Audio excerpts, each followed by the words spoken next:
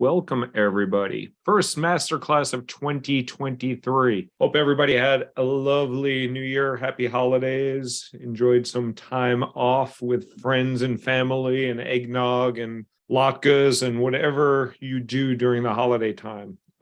Lovely to see everybody here.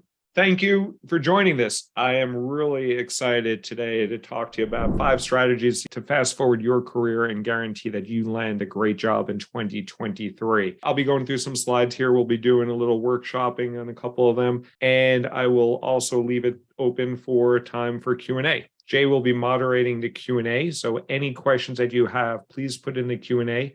And we will definitely stop this no later than 15 minutes before the end, and we'll get to your questions. So today's agenda, we are going to talk about goal setting, which is critical for your job search. We are going to be talking about playing to your strengths and why that is so important. Probably the most important thing is building and leveraging relationships. And then importantly, well, all these are important, so I don't want to play favorites here. We'll be talking about getting more interviews. And the most important thing, getting more offers. So this is on the agenda for today. Before we get into that, it's really important to understand how the game is played. And I'll be sharing that quickly. I'm not going to go into depth here. I've done that on previous sessions, and you can look at it on our YouTube channel. But I'm just going to give you a general guideline of how the game is played, because that informs how I'm designed, like how I coach, how I share the growth framework, and how you will get more interviews, offers, and money.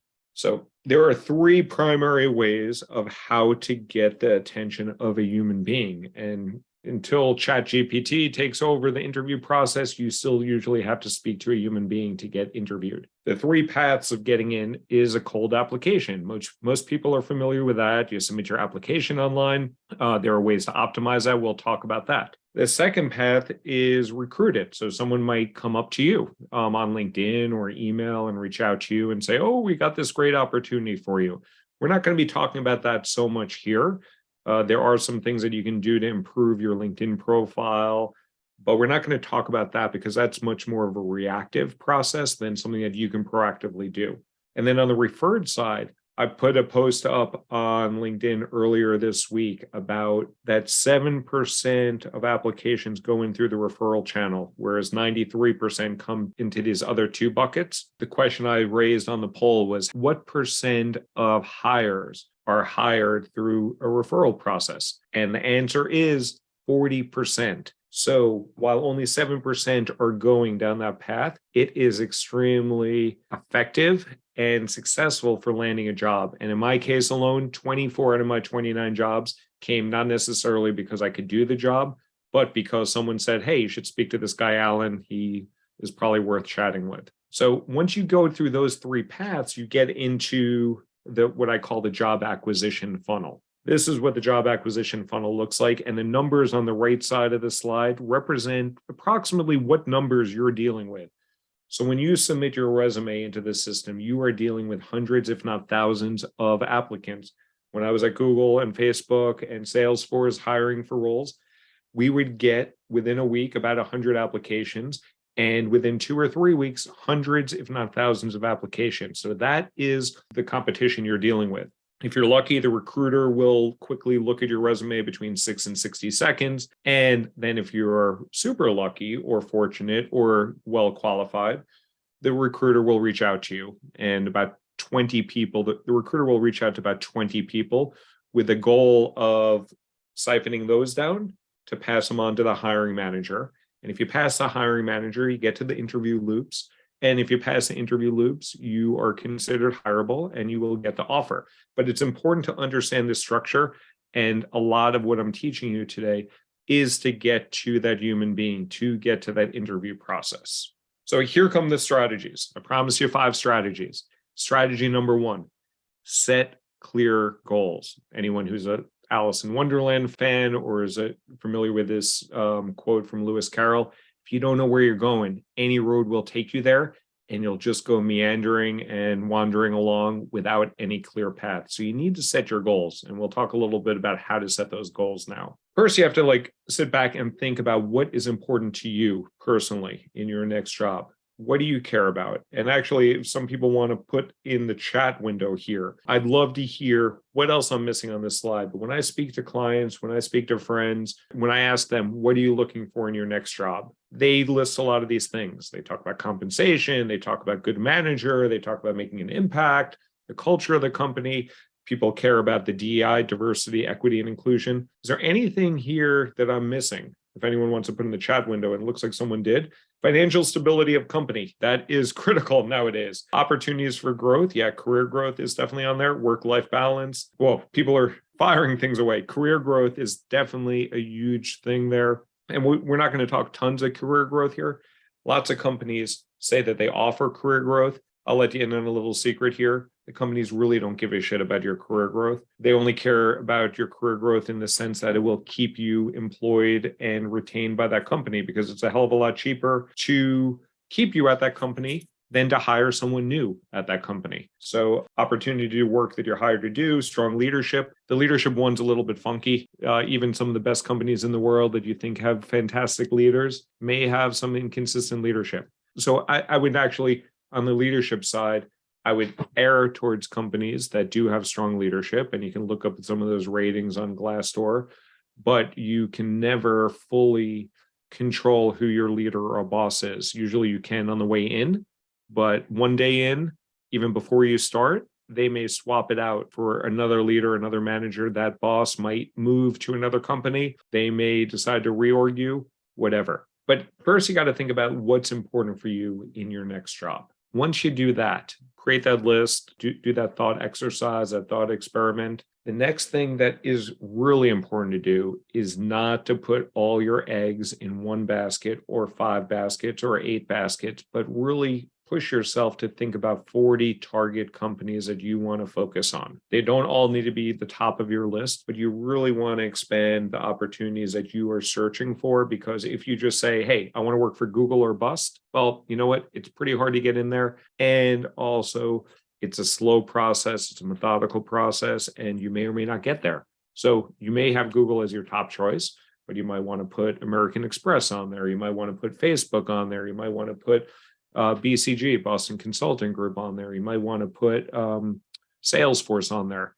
And I know they just had lots of layoffs yesterday, but they still have 600 jobs open on their job board today, Salesforce. So you don't want to put all your eggs in one basket.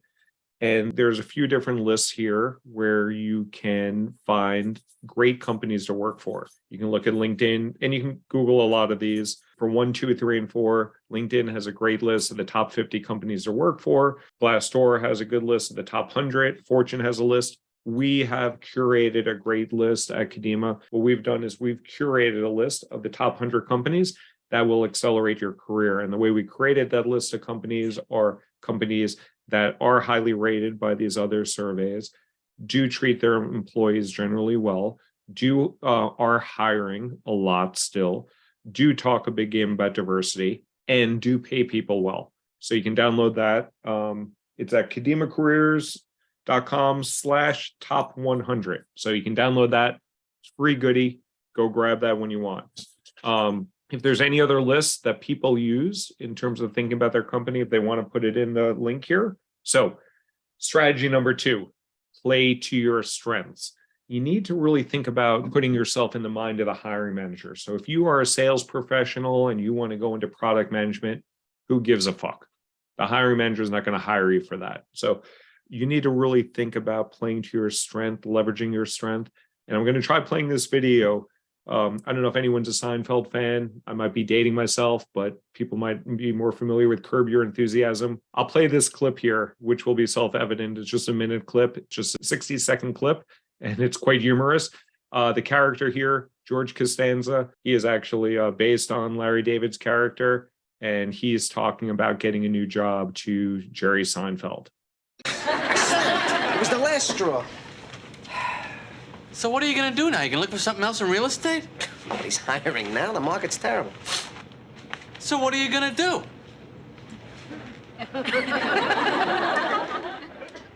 I like sports. I could do something in sports.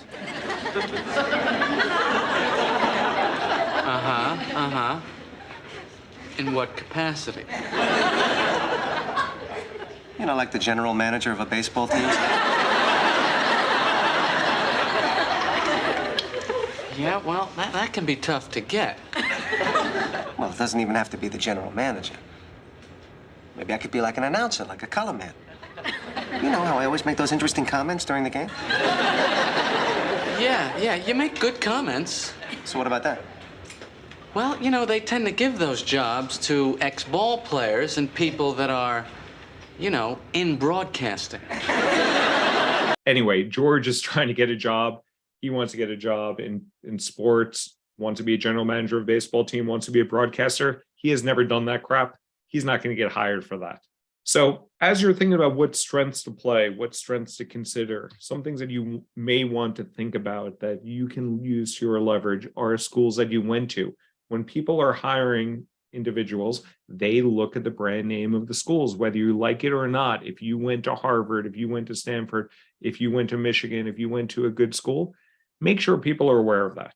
Secondly, hiring managers, recruiters really give a shit about the companies that you've worked for. Even if you're a contractor at American Express or a contractor at Unilever, put Unilever on there. Do not lie that you were a contractor, but make sure that Unilever or American Express or Google is front and center. Make sure that you are playing to those strengths of those companies. Third, if you've worked in roles where you've partnered with people at those big companies, maybe you haven't worked for a large company like that, but you might have worked with people at Chase or Amazon or companies like that. Those are other strengths that you can rely on and leverage. People like name brands, just like people buy Nike and Adidas sneakers. They hire talent from McKinsey and Google and Salesforce. Next up, cross-functional teams that you've partnered with. So if you are in sales, but you've worked with finance and operations and product management, those are other strengths that you can leverage and use effectively. Next up, level of seniority of people that you meet with.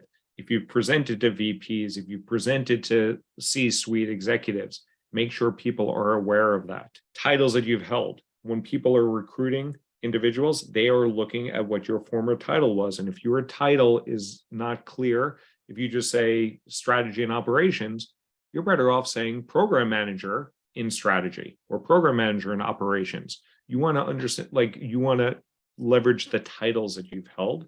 And also if you've increased your titles over the course of time, you want to make sure that you are indicating that on your LinkedIn profile and resume. People give a shit about titles. It sucks, but that's true. Functions that you perform. So like using that last thing, that if you have worked in strategy and operations, but you've essentially done project management, call yourself a project manager. If when I was at American Express, for instance, I did credit card acquisition.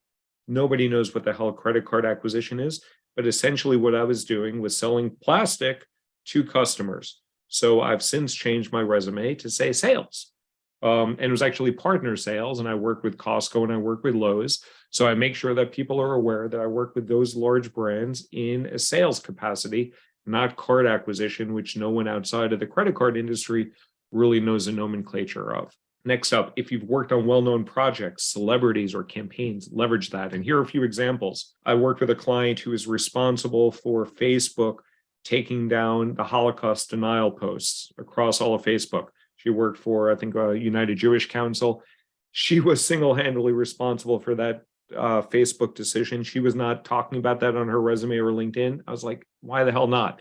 That was a huge deal. I've worked with people that worked on Super Bowl ad campaign. Actually, this one is me, but I have other people on my team that worked on this, that worked on the Super Bowl ad campaign with Samsung. And that's a big name event, big name brand. Even though I didn't work at Samsung, I did happen to work with YouTube, but leverage that. Then I have a friend of mine that was very responsible for launching American Express's Small Business Saturday. Make people aware of that. Everybody, a lot of people in North America and the US are aware that the Saturday after Thanksgiving, Amex has very successfully branded Small Business Saturday. So she was very integral to that ad campaign, and you should leverage that. People know that. So leverage the strengths that you have, play the cards that you have. This is a story that I had when I got one of my 5 jobs that I was not referred into. The only reason I got that job was I had on my resume that I was a team statistician. I was an intern in college working for the Binghamton Rangers. And the guy who chose my application, chose my resume, he was a huge hockey nut. So the fact that I had like team statistician for the Binghamton Rangers, I don't know if that always plays to your strengths, but if you know that someone that you're talking to has a passion for something and you can weave that into your story or conversation, that stuff works. So I was hired for that role at CIBC as an equity analyst, making nearly $100,000 a year. And the only reason my resume got selected and the lion's share of my interview for that job was all about my work with the Binghamton Rangers back when I was in college. Now we're on to strategy 3. Strategy 3 is build relationships. And there are a few different ways that you can build relationships. You can work with relationships that you are currently have, but you can build new relationships and you can leverage LinkedIn. There are 875 million people on LinkedIn as of the latest count that I've seen. Almost everybody that you want to talk to in a professional capacity is on LinkedIn. So here's an example of me reaching out to Adam Grant. I don't know if people are familiar with Adam Grant, but he has 5 million followers. I wanted to talk to him about something that I was working on. I reached out to him. You see the note that I wrote here. He doesn't know me from a hole in the head, but I reached out to him. I've also reached out to other people that have not replied to me. But if you reach out in an authentic and generous manner, you will be surprised on the responses that you've gotten. I've gotten responses from a lot of other people. I'm a big fan of Robert Cialdini, who wrote the book Influence. I have his book back here. He sent me a signed copy of it just for asking and building relationships with him. I wound up, when I was looking for jobs in baseball, I called up and I wound up getting on the phone with the general manager of the Milwaukee Brewers. So it's really like, don't be shy about reaching out, but when you do reach out, make sure you're doing it authentically, generously, humbly, politely. You can copy my message here is not clear, is not going to be relevant to you, but I'll show you a script that you can use when you're connecting with people. So build those relationships, reach out to people, and we'll tell you why that's so important. So you can find targets at any company. So say that you are looking for, actually, someone put in the chat a company that they want to work for. And also, yes, someone put it in the chat. I'm looking at the chat now. Tell me a company that you want to work for. Spotify. Okay. So now someone tell me a school that they went to or a company that they worked for previously. Well, I'm seeing a lot of companies here.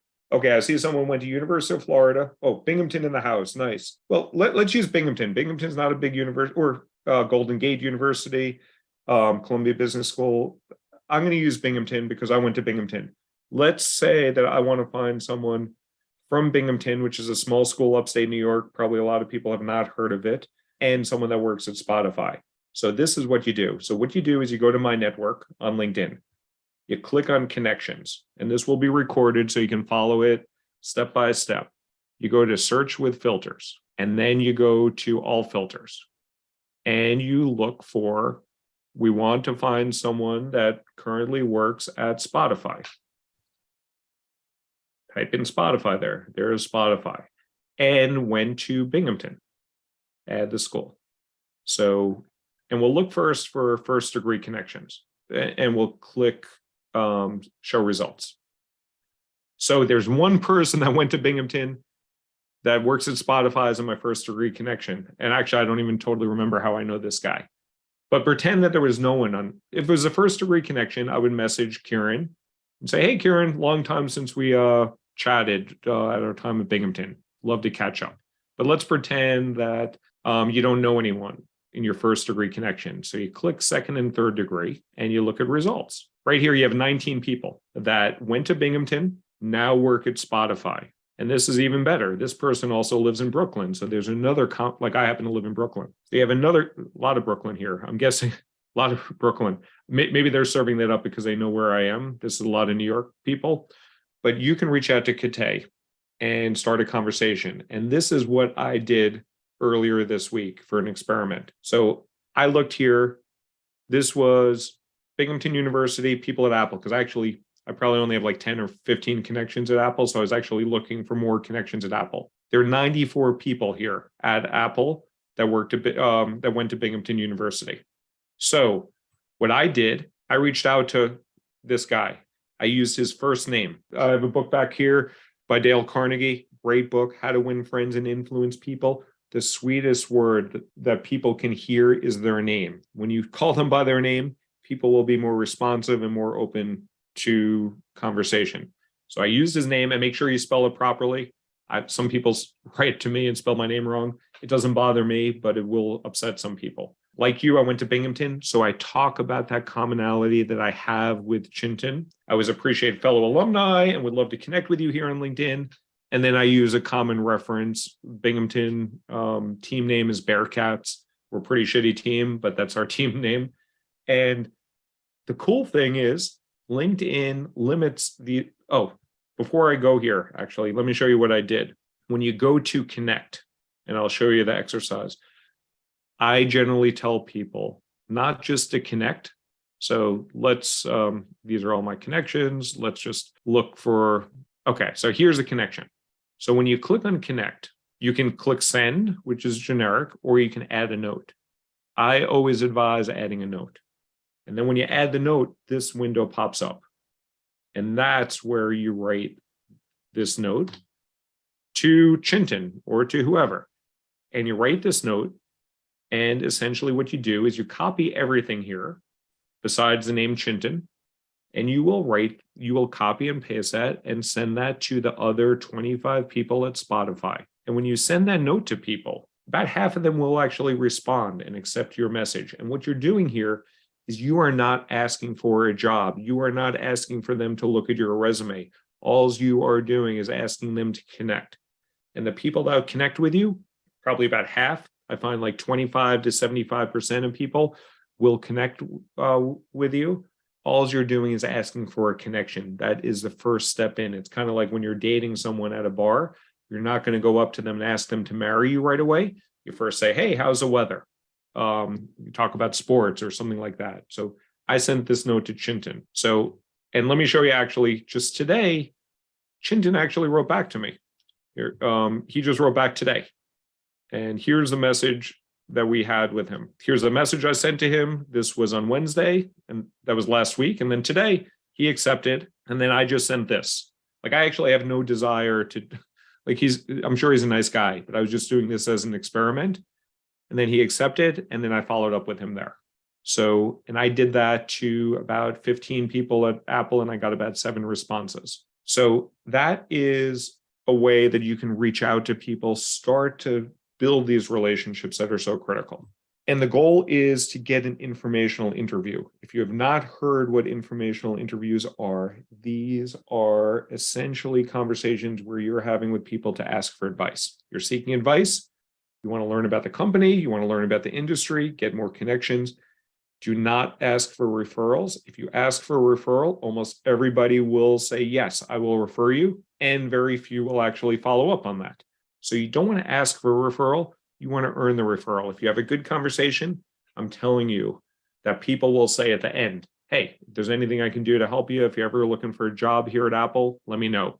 In that case, Chinton is going to be a lot more likely to actually follow through because he offered that rather than saying obligatory yes to you because you put him on that spot, and no one likes saying no. So your goal in these informationals is to seek advice. The key aspect for informational interviews include 1, priority. You should aim for having these conversations over Zoom or Google Meet or Teams, God forbid, or actually worse, WebEx. God, WebEx sucks, but virtual. And I say that rather than in person because it's more efficient and you can do it quicker. You don't need to go into Starbucks or wherever to meet. If you can't do Zoom, in person is great. Third option is phone. Way down the list is email. And the last of the list is text. You do not want this to be transactional. You want it to be conversational. Next up, ideally, you're aiming for 30 minutes long. But if they give you 15 minutes, take 15 minutes. Confirm the meeting 24 hours ahead of time. So while this meeting might be very important to you, Chinton might forget about it. So you don't want to waste your time 24 hours before or roughly 24 hours before. Just make sure you remind them that, hey, I'm looking forward to seeing you tomorrow. This is all about rapport building. So you want to do a little research on them and talk about the weather, talk about like, oh, like we went to Binghamton together, or he's in Cupertino now and I've been to Cupertino, or whatever. Just talk about something in the first few minutes to build that rapport. Tell very little bit about yourself. They don't really give a shit. You reached out to them. 2 to 3 minutes about telling them about yourself, but more of it is listening to them. As the adage goes, God gave you one mouth and 2 ears. Use the 2 ears much more often. When you go to that meeting, you might have some roles that you're interested in. Have those at the ready, only if asked. Do not tell them that you want to get this job at Apple. That's not the intent of it. Have your resume ready, but do not share that proactively. But if they ask you to see their resume, or if they ask you to send it after, then send the resume, but do not forward it to them. Nobody wants to look at the resume unless they ask you to look at your resume. And then thank them for their time. Be appreciative. People are taking time out of their busy day to give you some advice. And yeah, send a thank you note. Sorry, that was duplicate. So so you have this informational interview with people. People are wondering, what do I say at these informational interviews? Here are 7 questions you can use. Can you tell me about your path to Spotify? People will love to tell you about that. That will give you some insight about how you get into the company. What advice do you have for me, someone who's trying to get into SAP? Based on the very little information you know about me, where do you think I might make an impact within Amazon? And let them talk. They may have an answer, they may not, but if they give you an answer and say, hey, do you know someone on the business intelligence team that I might be able to talk to? And yeah, then if they know someone, do you know anyone on that team that I could perhaps chat with? Then this is important also.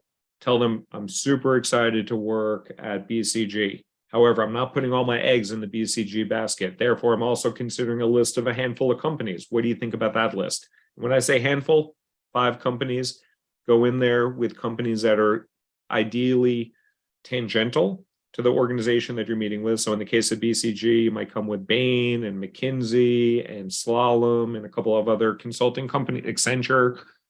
Come up with 5 companies, and ideally companies where you do not have a strong connection with. And you ask them, what do you think about those companies? That might cause them to say, oh, I know so-and-so there, or you don't want to work there for some reason. Ask them, are there other companies you suggest that I work for? And then you can build out your target list based on that. This is really critically important. Don't be selfish. Thank them for the meeting and say, hey, is there anything I can do to help you? 95 out of 100 times, they'll be like, no, nothing you can do. But sometimes maybe we're talking about how you are a big podcast fiend. And they'll be like, oh, if you have any good suggestions for podcasts, I'd always love to hear some recommendations. So you can use that. So if you just be kind, it will come back in spades. What not to do. Make them work around your schedule. Be accommodating to them. Do not tell them I'm only available this time. Ask them, when can I meet? Work around their schedule. Secondly, talk more than you can listen. I already said that. 3, do not share your resume unless they ask. Do not share jobs that you want them to refer you to, again, unless they ask. Do not ask for a referral. I said that before. I'm putting it in all caps here. You will ask for that. People will say yes to you 9 times out of 10, and they will only follow through about 2 times out of 10. So do not ask for the referral. And I can tell you that from plenty of experience. So that's on the informational interviews. And that's on building relationships. Now we're on to strategy 4. You can spend countless hours working in your job acquisition, in your job search. Time is a precious commodity. I want you to be efficient with that. So the way that you're efficient with that is to apply with a purpose and a plan. And the way to do that is to create that target list with the companies, ideally add hyperlinks to those companies. And I'll show you what those hyperlinks will do for you shortly. But you build those lists and you look at those companies' first party sites. And we'll go into that now. Again, reminder with a funnel. you want to get to a human being, because before you talk to a human being, you are competing with hundreds, if not thousands, of candidates. Your goal is to speak to a human being so that you have a fighting shot. The way that you actually get to that human being, again, you can do the cold apply, and I'm going to teach you how to cold apply the right way to do it, the right place, right time, and right role, and through the referrals. So you can apply on LinkedIn, you can apply on Glassdoor, you can apply on Indeed, you can apply on Monster, you can apply on what's the other big one? I don't know. There's all these job sites, but it's critically valuable for you to apply at first-party job sites. And a first-party job site is Salesforce. Like if you Google careers at Salesforce or careers at Spotify, you will find their first-party site. And ideally, if you can do a filter with location or something like that, and it gets captured in the URL, you can save this long ass URL that you see up here, and you can put it the hyperlink to your Salesforce page. But I'm getting into a little bit more detail here, and I want to be mindful of time. But you want to go to the individual job sites of the companies that you're targeting. And the reason why you want to do that is those roles are the most comprehensive. So right here, you see the 88 jobs that are available in California at Salesforce. And if you're looking on Indeed and you're looking on LinkedIn, all 88 of those jobs will not be listed. Secondly, it tells you often like when those roles are posted. So my advice to you is to go to your target companies on a weekly basis, because you want to get your application in within a week, because after that week, you are competing with hundreds or thousands of applicants, and the interview process has already set sail and you've missed out. So it's critical to go to those first-party sites on a weekly basis and apply when jobs are fresh. Here's some examples: first-party versus third-party job sites. You got LinkedIn, you got Indeed, Glassdoor. In NYC is a good site, but the first-party sites, these are long-ass URLs. So you copy it, you paste it, and then once you click on here, you go right to Adobe's site. So you don't have to remember that.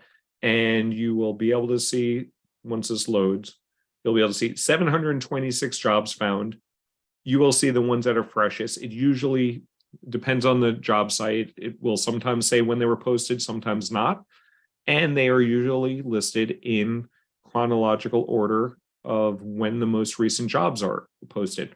And fresh jobs are actively being recruited for, actively being hired for, and that's what you should be looking for. So every week, you go to your list of those 40 target companies, you scroll down until you see a job that was posted 16 days ago. You know you went there a week ago.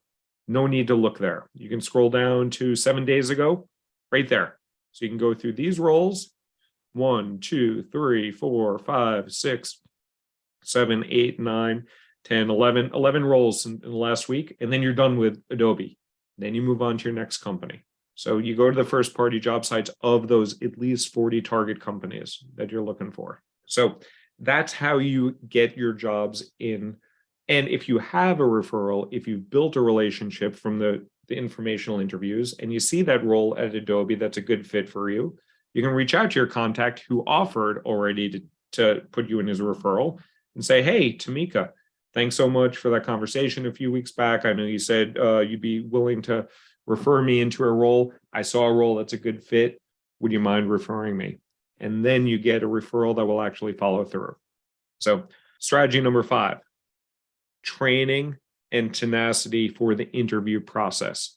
This is a spreadsheet of the last time I was actively looking for a job. This list goes on and on. I just did a quick screen share of this. Last time I looked for a job, I applied to 300 jobs that I tracked. There's probably some that I didn't track. 165 of those, I never heard back from. 130 of them, I got rejection notes from. 47 interviews came of that. So 16% of my applications resulted in an interview, but 84% did not. Of those interviews, 43% went to the final round, where I was competing with 3 to 5 other people. I got 5 offers, but that means that 15 out of the 20 times that I got to the final rounds, I got rejected. So that is what's going to happen. That's why you need to cast a wide net and take a portfolio theory to these jobs. I wound up not accepting any. That was a personal choice on my part, but it's a numbers game. This is how interviews work at 95% of companies. And I have some experience, not only here, my last job search, but I have interviewed 1,000 companies, all different industries. This is how interviews work. Once you get to those humans, when you're in that mix of 20 people, you get a recruiter screen. It's a 30-minute conversation. That recruiter is seeking a couple of pieces of information. Do you have the subject matter expertise? And will I be embarrassed if I pass you along to the hiring manager? Because that recruiter is taking about 10 or 20 people that they speak to and will pass probably 5 to 10 on to the hiring manager. And then you get to the hiring manager call. It's usually a 45-minute call. And the hiring manager cares about 2 pieces of information at this stage. One, your subject matter expertise. So have you done the job that they need you to do? And can they manage you? Like, are you a decent person? Do you have some rapport? Because that person is going to be your boss. If they like that and they think you're qualified, they will pass you on to the loops. And you will see that hiring manager likely again in the loops. As you see this guy's actually a friend of mine, Declan. He's over here too. All these people are actually friends of mine. Some of them have actually interviewed me before. But you will get into the loops. And the loops are usually a series of 4, sometimes up to 6 interviews, 45 minutes in length. And they generally take the process they are generally behavioral-based interviews. So tell me about a time you had to deliver exceptional sales results with minimal resources. And there are specific ways to answer those called the STAR format: situation, task, action, result. If you don't know what that is, I'm not going to go into that in depth here. Google it. You will easily see it. It's called behavioral-based interviewing. It's the most common form of interviewing. There's some other different interviews. There's case studies and panel presentations, but by far the most popular type of interview process are behavioral-based interviewing. You can plan for that, you can practice that, you can prepare for that, and you can ace that. In the interview, in each one of those 3 stages, there are 4 phases of every conversation. 1, rapport building. First 5 minutes, talk about the weather, talk about something you know about the individual. First impressions are so critical. It's called the primacy effect in psychology. But like there's lots of research that the first impressions are so critical. So you want the person to like you. Secondly, TMAY, tell me about yourself. Almost every interview will be like, walk me through your resume, or tell me about yourself, or what brings you here today. You have to have that tight, 2 to 4 minutes. Don't go more than 4 minutes. One time at Google, I had someone. It was a 30-minute phone screen. This kid talked to me, and I say kid because he was 1 year out of school, talked to me about his background for 17 minutes. I was seriously like, but by the end of it, just like searching on ESPN and checking out stuff there. And my next question I had from him after that 17-minute conversation where he was telling me about how he was a treasurer at his fraternity, and I don't even know what the fuck he was telling me. My next question for him was, what questions you have for me? And that was the last question. His actual question for me was, what advice do you have? I remember this one. He said, like, what advice do you have for millennials who are trying to interview at Google? And my response was, prepare for the interview. And that was the last question. Like that interview ended in about like 18 minutes. Questions for you. So these are questions that they're going to ask you. This is the lion's share of the interview. Of that 45 minutes, it's about 30 to 35 minutes of questions they have for you. You can predict those, you can prepare for those, and you can backwards engineer from the job description. And then finally, questions from you to them. And you better have at least 3 questions prepared for them. Some good questions you can have is like, hey, if I were to come in here and totally blow this role out of the water, what would I need to accomplish in the first year? Or other good questions are, if you're replacing somebody, what did that individual do well that you would like me to continue doing? And what would you like me to change based on that, my predecessor? And then the last question, not for every interview that you have, but at least one of them during that round is, I'm excited about the role at XYZ company. What are the next steps in timing? Jot down that time And that day, or I always say a day after, follow up and say, hey, I know you, I'm really excited about this role at Twilio. I know you said you'd get back to me by January 14th. I'm just following up here. And you would send that note on January 15th, one day after, because they could be ghosting you, but more likely you got lost in the shuffle because the recruiters and the team are just dealing with lots of different aspects of their, not just their job, but also like dealing with lots of candidates. Then send a thank you. Here's an example. During my last job search, I interviewed with this guy, Kyle. He was at, I think he was at UiPath at the time. I sent him this note in July of 2021. And always write a thank you note, always connect with someone on LinkedIn. The power of that is you build your network, and LinkedIn stops you from writing beyond 300 characters for that connection request. So this is what I wrote to Kyle. It's pretty generic. Thank you so much for the time earlier today. It was great to learn more about your vision for the team, blah, blah, blah. I look forward to continuing the conversation and look forward to help build and scale the business. Thanks and feel better. I think he was dealing with a cold. That was July 2021. I never heard back from Kyle. I don't think I ever heard back from UiPath. I think that's where he was at the time. But 17 months later, and that does say 17 months with my terrible handwriting. 17 months later, Kyle reached out, and he reached out to me for a role at Datadog. So you're building relationships, even though I didn't get that role.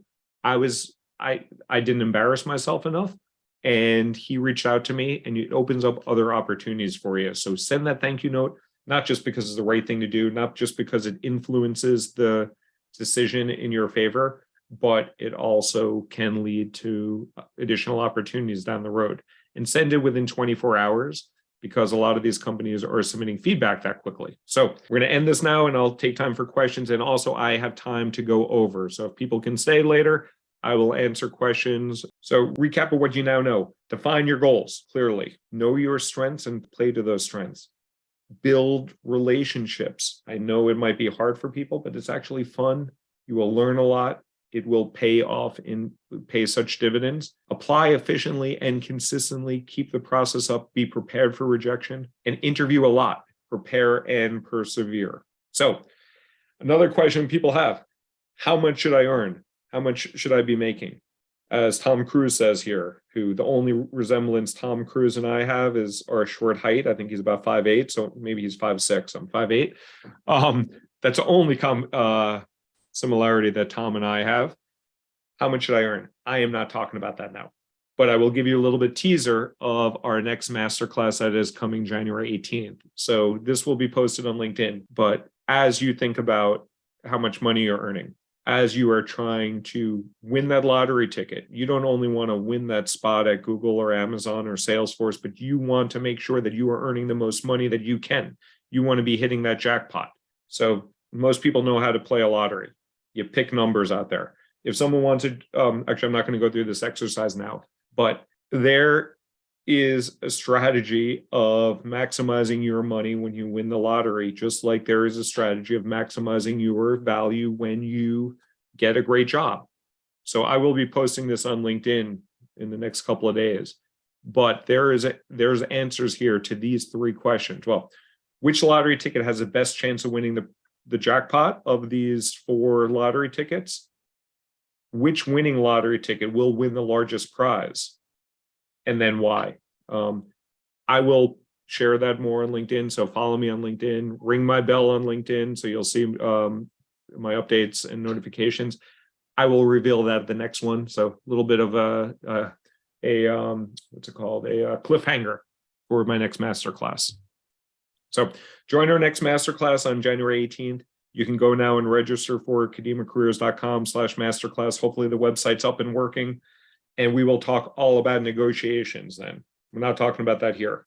Q&A. So now we're going to take time for questions and answers. You can scan the code here. You can go to kademacareers.com/2023. You can learn about how Kadema helps you. I'm not selling you anything now. You can look on the website if you're interested in learning about that.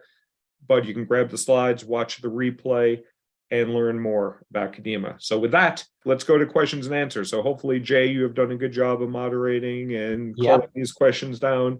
And I will shut up now and open the forum up. Yeah, so we've got some pretty good questions here. And I think the one that we can start with to kick us off is, what are your thoughts on seeking internal opportunities compared to external opportunities? Great question. You should be looking both. You should be looking internal. So the last time I looked for a job, those 47 interviews I had, I think about 10 or 15 were internal at Salesforce while I was looking externally simultaneously. Look at those. Look at those roles. But when you look internally, make sure that you are getting value out of that internal move, because internally, your compensation increase will often be capped when lots of different rules at the different companies I worked for.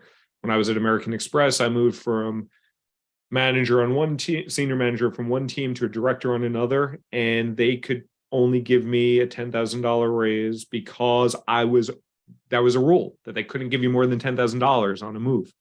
So if I was going externally, there were no such arbitrary rules like that. So look internally simultaneously, but keep both avenues open, internal and external. If you move internally, make sure you're getting some additional functional skill, some different learning, maybe some different regional expertise, or make sure that you're working for a leader that you really respect and you think you can learn from. Make sure that you're moving for, or maybe you're avoiding a really shitty boss, which has led to some of my internal moves in the past. So make sure you're doing it for a conscious reason, but realize that you will not get paid as much for those generally, you will not get paid as much for those internal moves than you will externally. And you will likely learn less also internally than you will externally. The next question is, do I need to be on LinkedIn Premium in order to be more effective in my connections? No.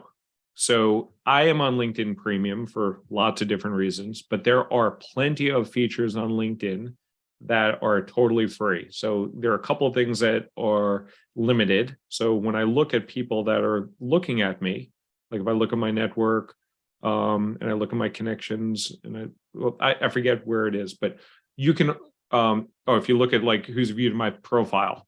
So here I can see ridiculous amount of people that have seen my profile.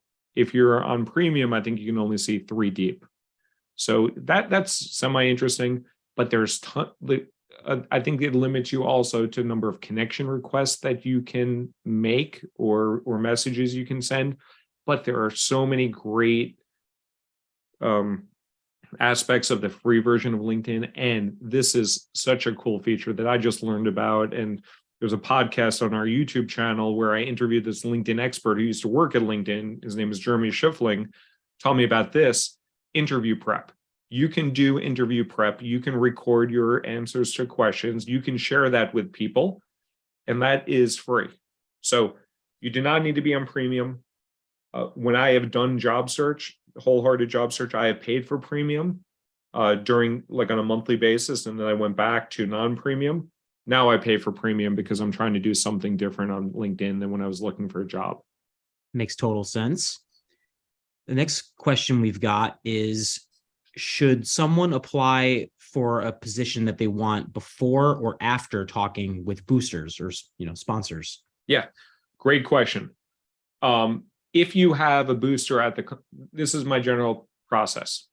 You go through your list of target companies, and let me just go up here. I'll click on here. I think I'll go to my job list. So this was my job list. This was how I had it set up before. So if I'm going to let's look at Ultimate Software. I don't know. If you see a role there that is a fantastic fit, so maybe this pre-sales manager SMB West is a great fit for me. Actually, it's kind of an old role already. Well, it's not that old. If it's a great fit for me and I know someone at UKG, which I happen to know some people there, I may reach out to Christina and say, hey, Christina, I know you said you'd be willing to offer me help. I see this great role. Do you know anything about the team or the hiring manager or the role? If I don't know anyone at UKG, just get the application in. If you reach out to Christina and she doesn't get back to you within 24 hours, get your application in. And then if Christina gets back to you, you can just let her know that you weren't sure she was going to get back to you, you applied. and she can still put in the referral on your behalf. She may not be eligible for the referral bonus if you submitted it first, but if you get that job and Christina pulled some, like, supported you through that, take her out for a nice dinner, give her a nice gift card. She will be cool with that. But you do not want it to wait that long. So give it 24 hours for someone to respond to you and put you in. But if you don't have a connection, do not start to try to nourish that relationship then. If you know nobody at UKG and you see this good role, get your application in. Speed is important. Makes sense to me. What are your thoughts on a candidate hiring a recruiter to work for them to help them find the best job? So this is such a misunderstood process. A recruiter, there's different type of recruiters. There's internal recruiters that work for the companies, and they are not going to be hired by you. They work for the company. There are headhunters that also work for companies, and they get paid a nice, handsome sum of money. It was tempting for me to enter at some point, where they work for the company. There are some people that represent the candidate. I represent the candidate. I focus on the candidate. I am not called a recruiter. Some people call me a recruiter. I am not a recruiter. I am not recruiting individuals. I am a career accelerator. I help to accelerate careers. I get paid by my clients to help get them more money, great jobs, more interviews, more offers. That, well, I'm a little biased. That is okay to pay someone like me because my incentives are aligned with you. Recruiters and headhunters work for the company. So they are not there to help you. They are not there to support you. They are there to fill the role with any warm body that is capable, because then they get paid. This is an interesting question. How does one navigate past the HR screen when the title of the position I seek is lower than the one I currently have? For example, currently a VP applying for a regional director role. Yep, great question. So look back to this chart, and the best way to get in is through a referral. If you don't have the ability to get referred in, and you do not have connections built through networking, mark that company down and then start building your outreach at that company. So next time it will be easier. But if you see this role, you're a VP, you see a director role, I forget the levels that you mentioned, Jay, but if it's a lower level role, just get the application in. It is very likely that without connections, without someone vouching for you, that a recruiter might look at that and say, oh, this is below Sally's level, so she won't even consider this. Unless you have that ability to tell your story of why you are interested in this role, even though it might be a lower level role, it's going to be hard to get through. That being said, some of the top companies like Google and Amazon and Microsoft and Salesforce and Facebook, they have a lot of, they will hire people at higher levels outside for lower levels inside. So I was at a director level at American Express, and I came in as a manager level at Google, but I got paid $62,000 more. So I didn't give a shit about my title. But, and Google also expects that. Google has that hubris to them, rightfully so, I would say, in most cases, where they undervalue levels outside. But if I was a director at Google and applying for a manager role at Salesforce, which is a lower level role, they would be like, what the hell is this guy doing? Why is he doing this? Unless I had a conversation or someone vouching for me, they likely would toss away my resume. The next question is, when we apply blind for roles, how do we get a leg up on referrals? I think you might have somewhat covered this in your talk, but what would you say to that? So you won't get a leg up on referrals, but if you're applying blindly, like the cold application here, the way you get a leg up is apply at the right place. So look at those first party job sites. And the reason why that's so important is that's the most comprehensive list of roles, and it's the most updated list of roles. You apply at the right time. So you look at those sites on a weekly basis. If you apply after, like if you look at this chart here, after a week, there are hundreds, if not thousands of applicants that come in. So the recruiter is manually reviewing them. So if you submit your application 3 weeks into the job being posted at a Google or a Salesforce or Amazon, they've already started the process. So they're not even going to be looking at your resume. They keep the job open there on the site just in case everything else craps out. But likely they already found their bunch. And the third way to do it is the right role. And you should be making sure that you're applying. If you are a customer success manager, you should be applying for roles that are customer success manager, because the recruiter, if you do not have a leg up through a referral, they are looking at your resume, looking at your LinkedIn profile for between 6 and 60 seconds. And if they don't see a good match, and they're not seeing those strengths of company, school, title, and so forth, it is super easy for the recruiter to say decline. It's a lot like I've done the job of a recruiter. I was a hiring manager, but I've helped recruiters out when they've been on maternity leave before. And I go through this, and there's a shit ton of resumes, and a lot of them are crap. And it's a lot easier to say deny, deny, deny. And then I'll put maybe like 30 in a look later bucket, and I'll look at those 30 a little bit later, and I'll look at them more in depth before I get from that 30 to some that like I actually want to speak to as a hiring manager. So the best way to do it, if you're applying blind, right place, right time, right role. As a next step, you figure out, oh, I had to apply blindly to Spotify this time. So I know that I am going to go and reach out to 30 people at Spotify that went to Binghamton. So next time I can reach out to my buddy Steve, and he can put me in and get me away, get me out of this hundreds and into these 20 bucket. Very good. How do you recommend approaching reach outs for informational interviews during layoffs? For example, if it's well known that you were laid off and you're looking for work and it's obvious that you would like a role, how do you, try to schedule informational interviews without, I guess, coming off as like desperate for the role? I think that's the context here. Yeah. So again, like the informationals, the goal is advice. The goal is to build rapport. So you don't need to tell them why you're reaching out at first. When you have the conversation with them, if it comes up, it's fine. If you're a part of a massive layoff of 11,000 people at Facebook or 8,000 people at Salesforce, people are going to understand that. That's totally fine. But again, when you're reaching out to people, your goal is to seek advice, to have a conversation, to build relationships. So it doesn't matter if you were laid off. It doesn't matter if you're employed. It doesn't matter.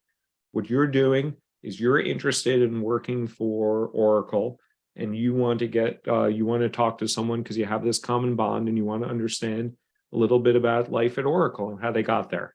So it doesn't matter. But in terms of talking about if you were laid off or not, you never need to disclose why you left your previous job. They may ask you that, and you can own that story. You don't want to outrightly lie, but you can definitely spin that narrative in a way that makes you look in a positive light, or at least not in a negative light. Mm-hmm. So the next question is sort of a scenario that's being posed. It says you get an offer first from not your most desired job. You're well into the interview process with a few others you would rather work for. How do you handle this? Because after all, you need a job. Yep. So you look at each individual decision with a decision variable matrix. And that's a complicated thing that a former manager from McKinsey taught me about. But if you have a current opportunity, either you're unemployed or you have a job that you're not happy with, and you get another opportunity, you weigh those two. And if you have a few in the hopper, they may work out, they may not, but again, they likely will not work out, because in those other roles, even if you're at the final stage at the interview loops, you are competing with 3 to 5 people.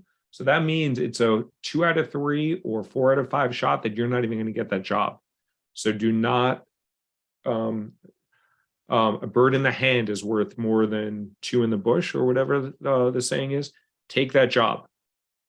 There are some delay tactics you may want to do, because if you think another offer is imminent, you might want to delay a little bit. You may want to negotiate a little bit, but bird in the hand beats 2 in the bush. The next question is, when/can you post that you're looking for work on LinkedIn? I don't want people in my company to know that I'm looking. I would assume the answer might just be you don't, but I wonder if you would have a different answer, like maybe you can reach out to people individually and kind of do it on the sly. Yeah. So there's two different ways to do this. And I actually posted something on this, or I think I put a video on there where you can have that green, I used to call it the green circle of desperation around your head that says open to work. I generally don't advise that, but in that case with Kyle Stout, who reached out to me from Datadog, he actually saw that and reached out to me. So I have a different opinion on whether you put that out there if you are actually unemployed. If you're not unemployed, if you're currently working, I would not advise putting open to work there because people at your current company can do it. You can do it here. If you see the open to work here, you click on here and you choose open to work and you can choose the type of titles you're looking for. And always for your start date, always say immediately, I'm actively applying because it takes a long time anyway. Don't say you're flexibly, casually browsing because when recruiters look at this, they can filter based on that and they may rule you out because of that. Mm-hmm. Then when you come down here, there is a setting that says choose who sees that you're open. All 875 million people on LinkedIn. So then you get that green circle. I'll put it on here so you can see what happens. Or you can just do it to recruiters only. And LinkedIn is pretty good about, they take steps so that people at your company cannot see that. So if you're at Datadog and you're looking for open to work and you don't want the recruiters at Datadog to know that, they don't allow the company that you're currently at to see that. But every other company besides Datadog will see that. So if you click on this, I'm going to get the green circle on my head here. If you're totally cool with 875 million people seeing it, including people you work with, seeing that, put it on. If you're concerned about people where you currently work seeing that, don't put it on. I used to think that this was a sign of desperation. I'm actually trying to reach out to some folks at Freakonomics to do some research on this, but I would say don't put this on if you are actively employed and you don't want people to see it at your work. If you are unemployed and you're comfortable with it, then you can put it on there. I'm going to take mine off. Go ahead. You're going to remove the green circle for now? Yeah. The next question asks, should you apply at the same level as your current job or aspire for a promotion or higher role? So I would look for companies that pay better than where you're currently at.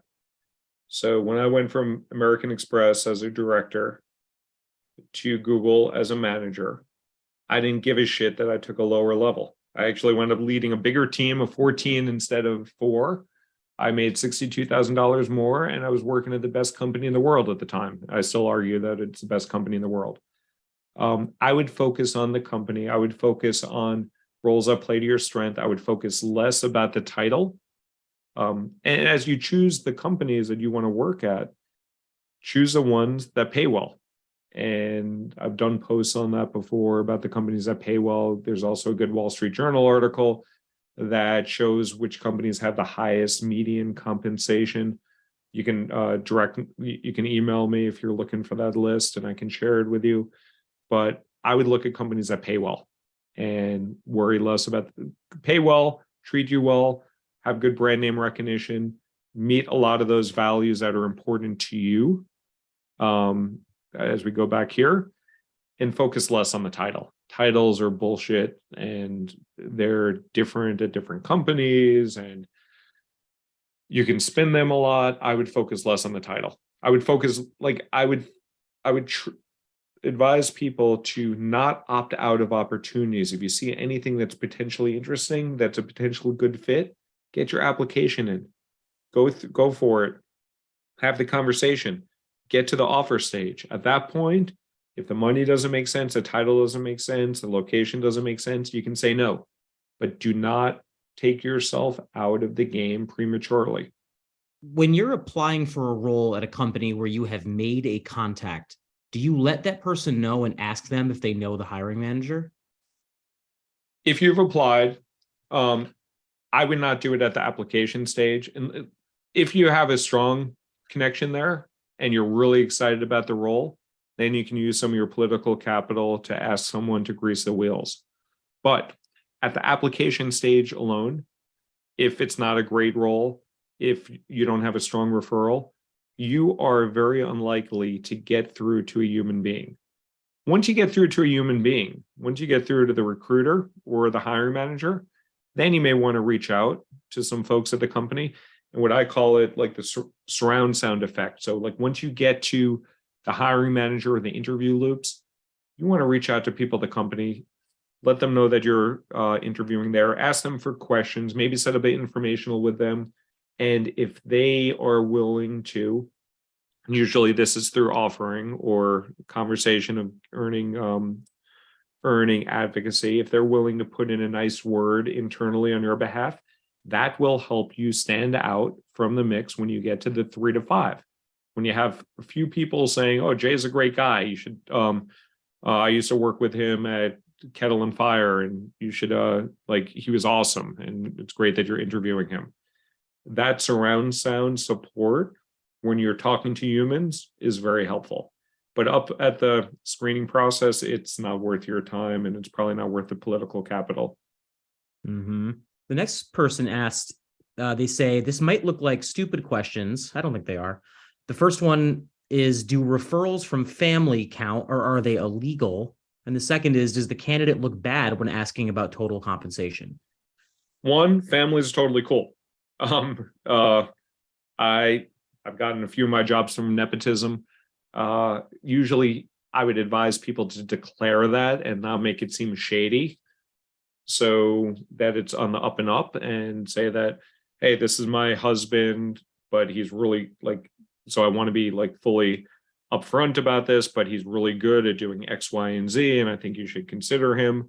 And if it's your spouse or someone in your family, they'll probably be more likely also to reach out to the hiring manager and grease those wheels. So it's totally cool. A lot, often companies have rules of not hiring family members or siblings or relatives within the same business group, like reporting the same manager. But outside of that, totally cool. Just make sure you declare it. And what was that second question, Jay? Does the candidate look bad when asking about the total compensation? We will talk about that on January 18th, but never talk about compensation. Do not bring it up. It's often going to be ruled against you. If you feel that you are overpaid, you may want to be bold and say, hey, unless this role is north of 200,000, it doesn't really make sense for us to continue the conversation. If you are in a place of power, very rarely it works to your benefit. But 95 out of 100 times, avoid the conversation about compensation. And we will talk to you about that. Go to kademacareers.com/masterclass, and you can sign up for our talk on how to get paid what you're worth. The next question, I don't exactly know what they're asking. It says, I'm a master's student in computer science. How can I integrate a good company and get a job in my field, since most companies require a minimum of 3 years of experience? Maybe interview, maybe means interview instead of integrate. Again, it goes back to relationship building. When I was at Google, they said that when I was hired at Google, they were looking for people with, I think, a computer science degree or a technical background. I did not have any of that. The reason why I got through to the recruiter stage is because of a referral. So the best way to do that is through a referral. If you don't have the job requirements, you're not going to get through the recruiter, because a recruiter is working for the hiring manager. So the hiring manager said, I want you to get someone with X years of experience. And if you have X minus 1 years of experience, and there's 12 other candidates that have X level of experience, they're going to go with the X and not X minus 1.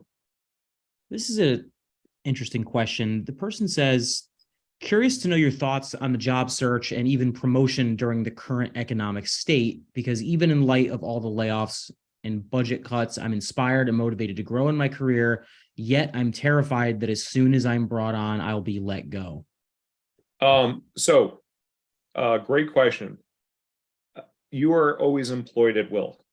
Yeah. And they can choose to hire and fire you for any reason. You can choose to quit and leave for any reason. When they choose to let go of people, they may choose to let go of last in, first out. They may choose to let go of groups or teams that are not profitable or not generating revenue. They may choose to let go of people in certain offices. There's all different reasons why people get let go. It's very, I don't have the data here, but I can tell you when I've been involved in laying off people, when I was at American Express and Salesforce, I was in these conversations during COVID. Google, wasn't in those conversations, but there were some conversations. It never talked about tenure. Tenure could be a tiebreaker. So if there's 3 people on the team and they're all doing the same thing and they're all of equal skill level, yeah, they're probably going to go with the lowest tenure one. But your role at your current company is also, assuming that you're not in a union, and assuming that you do not have a special contract, which very few people do, you are employed at will. So you're just as much at risk at your current company than you are at another company. So as you think about where you should be looking for, you should be looking for stable companies, profitable companies, growing companies, companies that typically do not lay off people. And I know every company is laying off people now, like Salesforce, I don't think has ever had a layoff or a massive layoff like they did recently. But I know people that they let go, and it was not based on the new people. It was based on groups, it was based on performance, it was based on other factors besides tenure. So, I would not be worried about that. I would keep your blinders on and continue to do your job search. Should one focus on star questions instead of updating your CV for every job? First off, do not update your CV for every job. Big fucking waste of time. Yeah. The resume needs to be objectively perfect. So you need to have no typos, and it has to be clear. Maybe you have 2 different resumes, but you don't need like 12 different resumes, because if you think about it, most people are looking at LinkedIn anyway, and you're not going to have 12 different LinkedIns. So you're going to have like generally 1 or 2 resumes. In terms of the star stories, you create 10 star stories are generally good enough. If you're applying for Amazon and Google, you probably want to get 20 star stories at your ready. You get those, you set it, and you forget it. But the largest focus of your time, like a big reason why I talked about this so much, is the outreach. The outreach will get you those jobs. It will get you those opportunities. People do not look at the resumes that closely. I've had typos on my resume. I've been hired. I've hired people with typos on their resume. It's not the resume. Although ideally you don't have typos, because I've also thrown out resumes with typos. But if someone comes in referred and they have a good reputation and they have a typo, actually I had someone that wrote me a thank you note once who was referred in. His resume was okay, but he was referred in and he interviewed well, and he wrote me a thank you note of, "Hey, Alan," and he spelled my name wrong. And he's like, "I'm really excited to work at Amazon." And this is when I was at Salesforce. And he fucked up the thank you note. I called him on it. I was like, "Don, like this is a terrible thank you note. It looks like you cut and paste it. But we're still going to take you on to the next round," because he was good at what he did and he came well referred. But don't focus your time on your resume, please. When applying to jobs on LinkedIn, it gives you the option to message a member of the hiring team, usually the recruiter. What is your recommendation, and what is usually said in sending this message? If they give you that option, like I'm not familiar with that per se, you can try it if they're giving you that option. I think if you're doing that, though, everybody and their mother can be doing that. So it's likely, well, that's not true. If they give you that option, yeah, do it. But I would not go hunting for the hiring manager and trying to reach out to them. Yeah. it depends. You can do that if you're creative and if you're really eager about a job and you think you're a great fit and you want to stand out. Yes, then you can hunt down the hiring manager and in a respectful way, in a polite way. But usually it's not like, and it depends on like if it's a big company, likely not going to work. If it's a smaller company, it likely can set you apart. So it really depends on the company. If they give you that option, yeah, go for it. But also be respectful. Do not forward your resume to them. Just say, hey, I just want to let you know I applied for this role. I'm really excited about working at DigitalOcean and would love to and if you have any questions about my background, happy to chat, or you can do it. But I think so. I don't know. That's a shitty answer. If they give you the option, if you do it respectfully and politely, it's probably not a bad approach. Someone is asking, what advice would you give for those of us that are not very confident individuals? I have a hard time selling myself. And also compounding this is that I'm more on the introvert side of the spectrum. I really do need time to recharge, although I do talk to people, LOL. What would you say to them? So the confidence, totally get that. I've been there before. The way you get confidence at something is practice it and keep doing it. So last time I interviewed 300 applications, I got rejected a lot. And that was probably like the 20th time in my career I have interviewed. So because like the 20th time I've been looking for a job or so. So I'm pretty confident, I'm pretty comfortable with it. I wasn't like that when I applied for my first job back when I was like 20 or 21 or so. So it will come with practice like anything else. And in terms of the introversion versus extroversion part, I understand that. I'm probably more of an extrovert, but sometimes I like to be introverted as well. So I'm probably an ambivert, I think they call it. But it's real outside of some roles, like for engineering or hard math, like hard science type things, where it's just like you have the skills. Most things are relationship driven. That's how things generally work. So you are going to need to talk to people. You are going to need to have conversations with people. It can be in a one-on-one setting, it can be in a comfortable setting for you.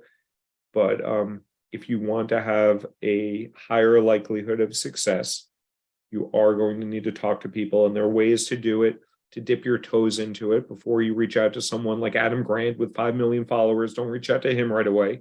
You can go to a site like lunchclub.io, and they set you up with essentially blind dates of talking to people. The problem with that is it's not going to be very targeted.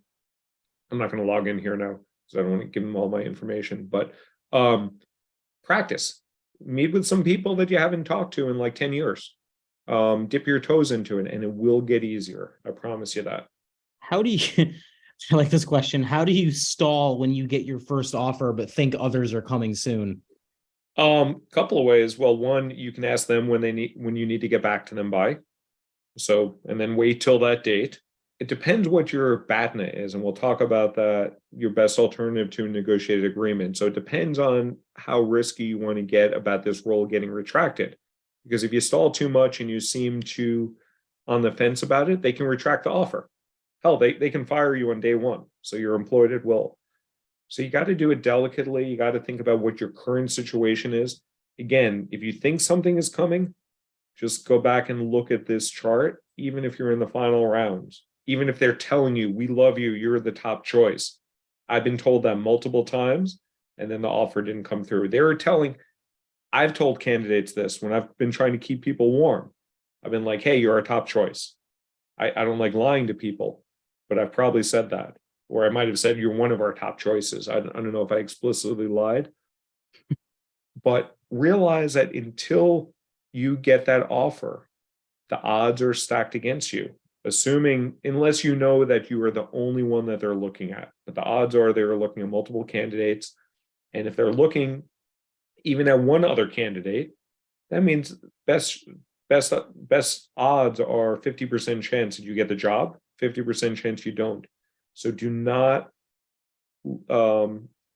look a gift horse in the actually, I forget that one, but a bird in the hand is better than two in the bush. If And you are, and you can accept the offer, and if the other offer comes, you can back out. There's ways to do that politely and authentically, and just say, hey, I was really excited about the Amazon offer, but I just got my dream job at Google and they're offering me more money, and it's a company I've always wanted to work for.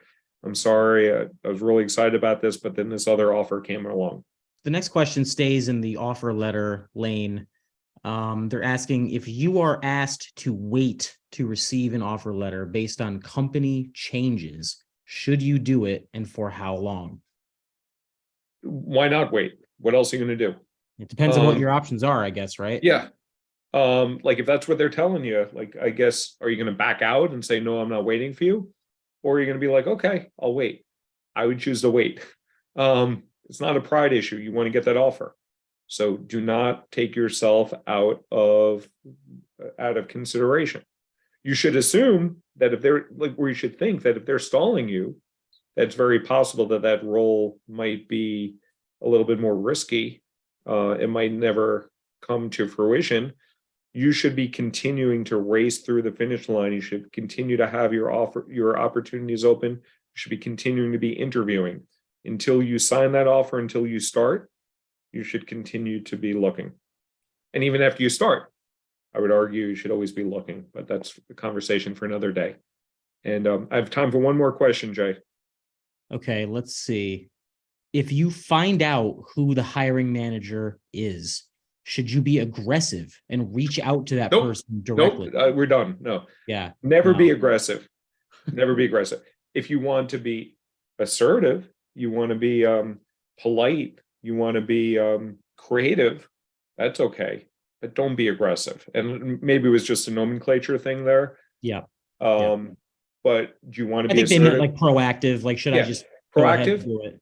You can be, but again, it depends on the size of the company. If you're working, like if you're going to like McKinsey or Google or Salesforce, they might be getting inundated everywhere. But if you reach out in a creative way and you show your proactivity and you show your interest, that will make you stand out. So if you can do it, great, but don't be aggressive. And I'm guessing that person didn't mean that word aggressive.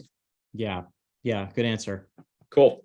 Okay. Well, I got to wrap up because I have another meeting that I'm 2 minutes late for. Thank you, everybody, for joining. And let me just show you this slide again. A couple of things. One, sign up for our next masterclass, and you can grab all the slides. You can watch the replay if you want to watch me again. And don't forget that you own your career. We at Kadima help accelerate it, but take ownership of your career. You're employed at will, and kick ass. I know the economy is tough, that lots of layoffs occurring. We also actually offer on our website, you can check out, we have a layoff to payoff cheat sheet. We had a good session on that on our YouTube channel. You can go to our YouTube channel at Kadima Careers and you can check that out too. But thank you everybody for attending, and own your career. Bye-bye.